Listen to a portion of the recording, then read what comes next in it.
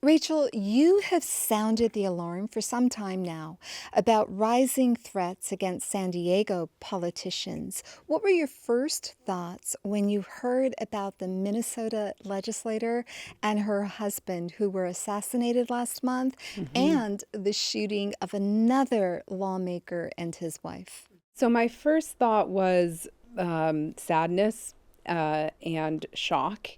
And I say shock because I don't think we should ever get used to these kind of incidents. So even though I knew there was a strong likelihood that an incident like this would happen, um, it still should be surprising, right? Every time you see this level of violence in the political arena, we should be shocked, we should be surprised, we should be appalled. This isn't normal.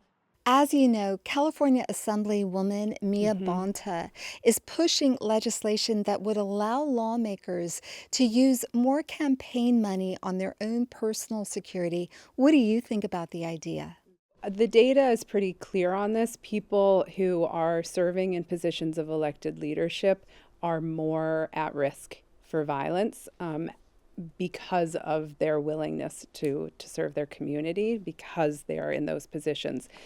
And that extends, unfortunately, to the campaign period. So not only are you at higher risk when you're in office, but you're at higher risk when you're running for office. So with those higher risks should also come the ability to mitigate those risks, including through the spending of campaign funds. Obviously, there should be oversight of that. There should be conditions on that. What does the fact that this bill is even being floated say about where we are now as a society? What it says is um, if you have a desire to serve your community in elected office, then with that comes risk again to yourself and to your family and those who you love. And I don't think that's a great reflection on our society. And once you move into a space where people are not free from fear, it really limits the field of who is going to be willing to run.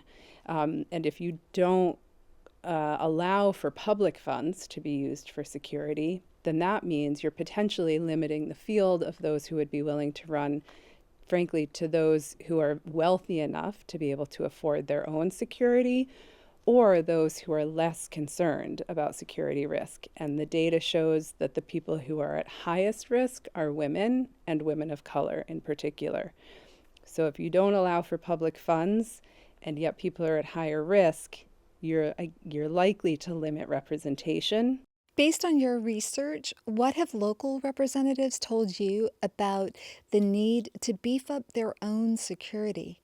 We heard a lot of stories of people increasing home security, so things like cameras, higher fences, people who are have changed their behavior. They don't travel the same route every day. They don't go to the same grocery store that they used to, the one that's in their neighborhood, because they're concerned about being approached in a violent way.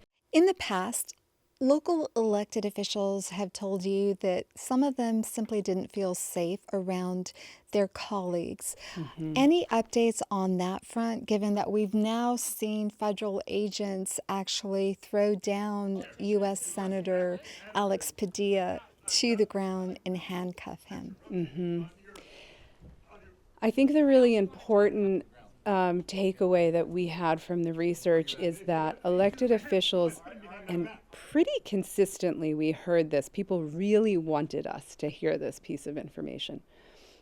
Don't just feel afraid or anxious with regard to their engagements with the public. They also fear their colleagues, whether that's colleagues on a school board or a city council or in a school administration or within the party that they are maybe seeking support from. So, individuals within the Democratic Party, within the Republican Party, those who should be supporting them. People wanted us to know that. They wanted us to know that this kind of environment of intimidation and intimidation backed up by very real instances of violence permeates almost all aspects of public service now. including spaces where you would think people wouldn't have the same level of fear. Rachel Locke, thank you for speaking with me today. Thank you.